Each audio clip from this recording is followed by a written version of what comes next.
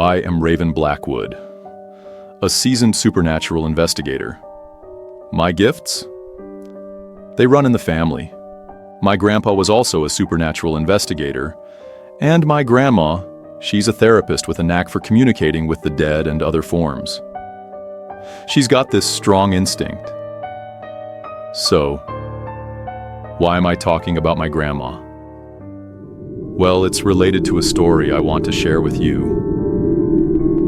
The Endless Carousel. After a long vacation, I checked our physical mailbox and found a letter addressed to my grandmother, Lori. My grandma has this pleasant voice. She's a great storyteller, and she can communicate with the dead.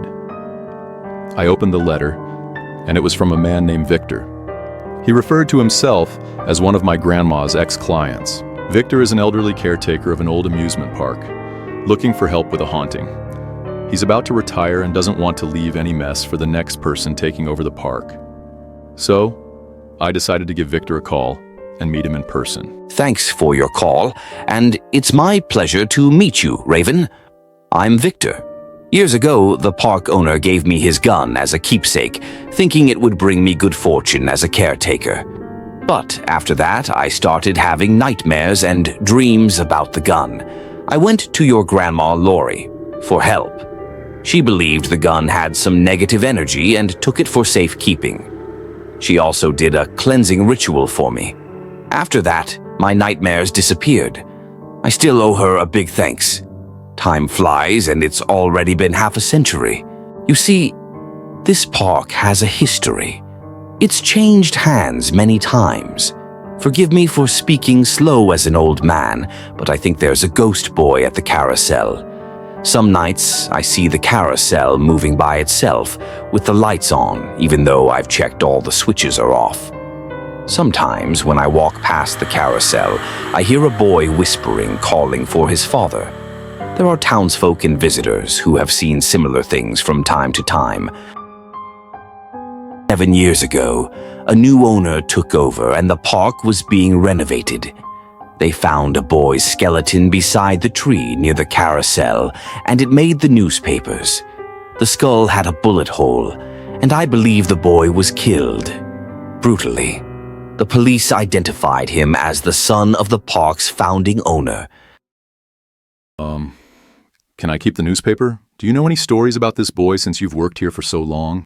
Well, when I started working here, the boy had already disappeared. Folks said he was kidnapped. The boy's father sold the park not long after to the guy who hired me. He got the park from the boy's father at a decent price. The father didn't want to run the business anymore and spent the rest of his life searching for his son. I heard he passed away many years ago. Victor guided me to the haunted carousel area. I took out the EMF meter I brought along. I did some rituals, and the EMF meter showed some readings, meaning there was a presence. But the boy didn't show up, and I couldn't hear him. I promised Victor I'd get back to him as soon as possible after some investigation. Back home, I looked through my grandma's journals about summoning the dead. Interestingly, I found a chapter where she recorded her findings on Victor when she did the cleansing for him. January 4th, 1969. I am performing a cleansing ritual for Victor Befford, a 20-year-old man affected by dark energy from a gun. Victor remains calm during the hypnosis until he suddenly speaks out in fear, saying, "Uncle Hastings? Where's my dad? Uncle Hastings? Please don't kill me." When Victor awakens, I ask him who Hastings is. He tells me it's his boss. I inquire if he's worried his boss will harm him. Victor says no, but he's concerned his boss might fire him because he hasn't been sleeping well lately. He needs the job to care for his ill mother. There are no signs of demons or spirits on this gun, but it does have an unpleasant energy attached to it. I have obtained Victor's consent to keep the gun. It's being kept in our safe room. Item number 1067. I found the box and took out the gun. It had the name Ralph Hastings engraved on it. There was still a bullet inside.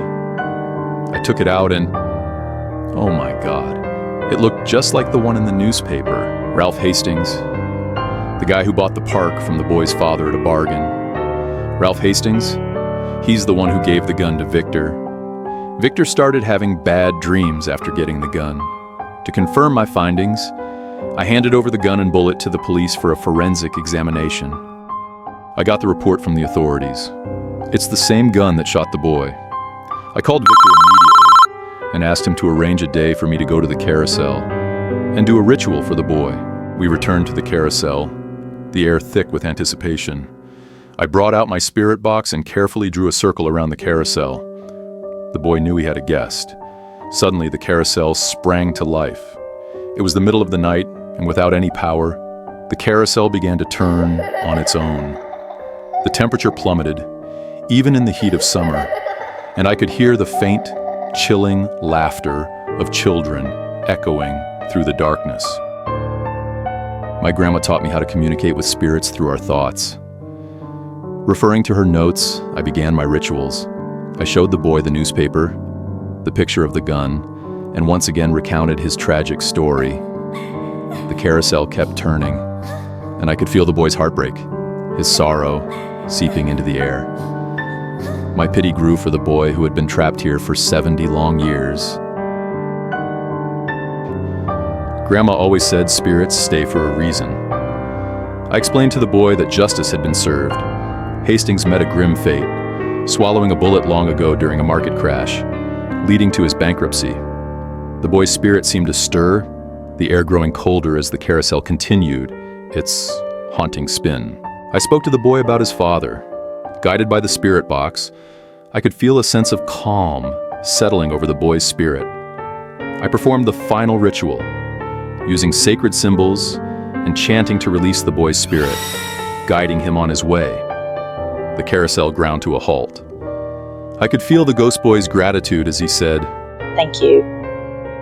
He was gone, and the haunting faded as the boy's spirit ascended to peace. The once eerie glow was replaced by the warm light of a new dawn. The carousel, now free of its dark history, returned to its role of bringing joy and laughter to the children. I told Victor about the ghost boy. Victor felt a pang of guilt for not realizing Hastings was a villain, but he was relieved for the boy. As the eerie glow faded, Victor's career came to a close, with his retirement just around the corner. The carousel, a symbol of life's journey, marks both the beginning and the end of a lifetime. Its endless rotation mirrors the ups and downs we all experience. As it spins, it carries the laughter of children and the echoes of the past, intertwining joy and sorrow. I am Raven Blackwood. Please like, subscribe, and share my channel. This tale ends here, but it will start a new journey with my next thrilling adventure.